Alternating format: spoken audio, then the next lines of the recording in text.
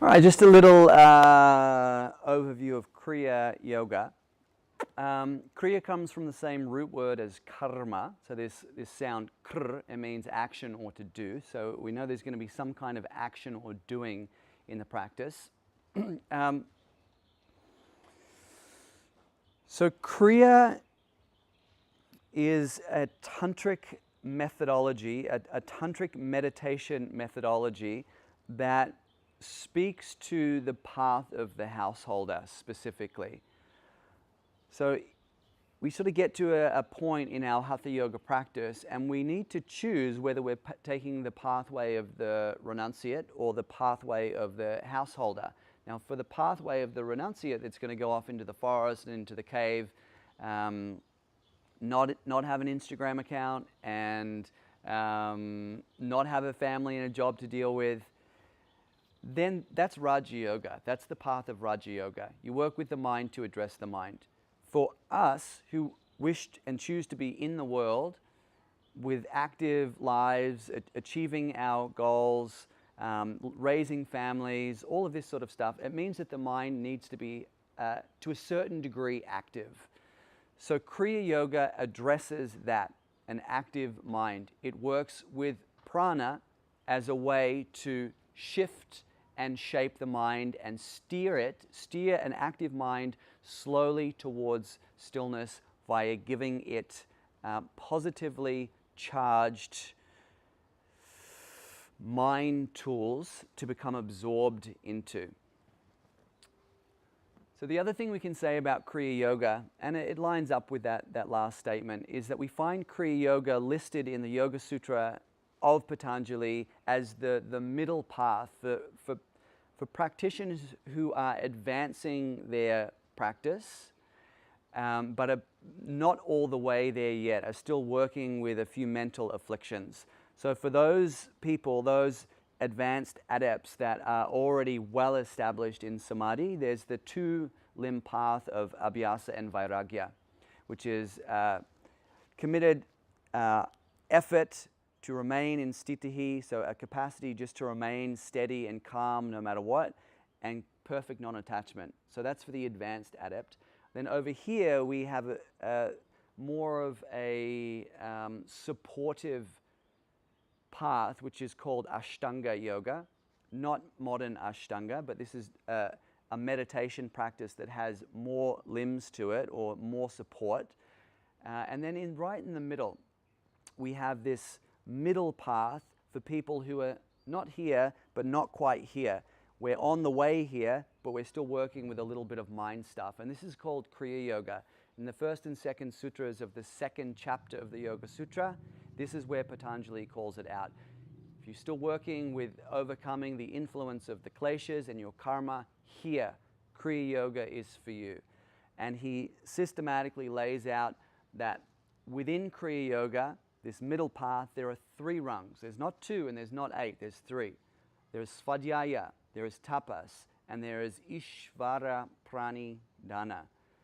So, just quickly, an overview of what those 3 components of Kriya speak to. The first one, svadhyaya, means self-study. And it's a way of using high vibrational mirrors as a way to reflect back to us areas that we may be stuck or distracted. So one of the key svadhyaya techniques, not one that we use in Kriya Yoga, but one that is listed, is spending time in the presence of a holy being. And if you've ever been proximate to a master in their vibrational field, you quickly come to see that they see straight through your soul. And that can be quite confronting when you're in the presence of someone truly, truly great and you know that you're being seen for everything that you are. So that's a pretty strong mirror.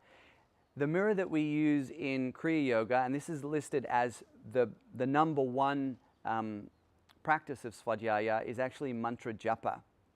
So when we repeat a mantra over and over again, the mind will reveal itself via the avenues of distraction that it tries to take. You're like, okay, I'm doing this thing and trying to stay single pointed, but my mind keeps fractaling off towards coffee or lunch or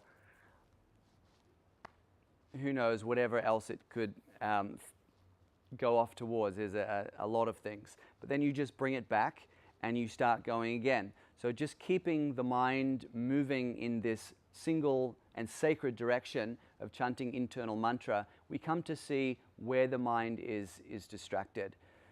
So typically in Kriya Yoga, we work mantra japa into the points along the spine, the chakra points. So maybe you do Om japa where you're Omming at each of the chakra points, up and down the spine, or you might use the bija mantras or even the names of the chakras.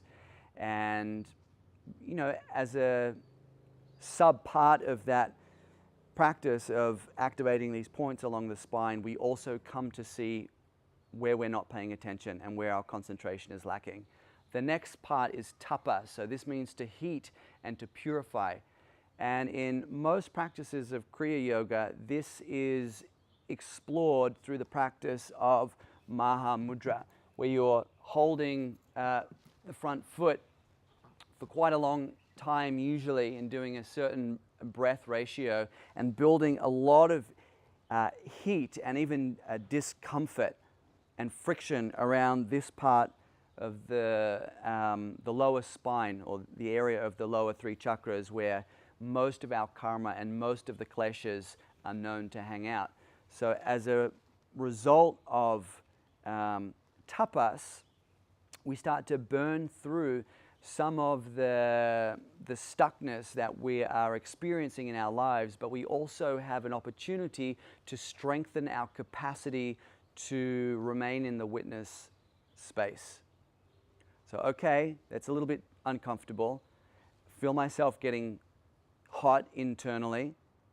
Can I keep myself present? Can I keep myself in a space where I'm acknowledging the purification process, but I'm not identifying with it? So tapas builds a very, very strong capacity to remain in the witness. They say that tapas brings forward our mind's innate luminosity. The full splendor of our unique personality comes through as a result of effective tapas. Now the other thing is, once we have burned through some of these limitations down here in the lower centers, it gives us much more access to the heart area. And this is the area that we focus in that last piece of Kriya Yoga, which is called Ishvara Pranidhana. Now a lot of people think of Ishvara Pranidhana as surrendering to the divine, but that's not actually what it is at all. The way that Patanjali talks about Ishvara Pranidhana is more of like an exchange. So we're not bowing down to some figure of Godhead, because Ishvara is not that. If you've ever Googled Ishvara, you'll never see a picture, you'll never see a painting, you'll never see a statue of Ishvara. Ishvara is formless. It is an expression of the divine that we can more effectively think of as collective or cosmic consciousness. It is the field of omniscience, the field of all-knowingness, the original guru of all of the great gurus, just this field of knowledge. And so what Patanjali is saying through this practice of Ishvara Pranidhana is not surrender to God, but exchange your identity with the identity of Ishvara. So connect your mind into the mind of the universe. That's Ishvara Pranidhana. And the strongest access or portal point to that field is through the heart. And so the practice of Kriya Yoga is here, awaken the spine, start to activate the chakras, here generate heat with tapas, and then meditate in the heart and make this exchange with Ishvara, which means connect into that field of omniscience and unlimited knowing. Because when we connect in with that field of knowingness, then we come to know ourselves. We come to realize ourself, which is the whole point of the the practice, self-realization.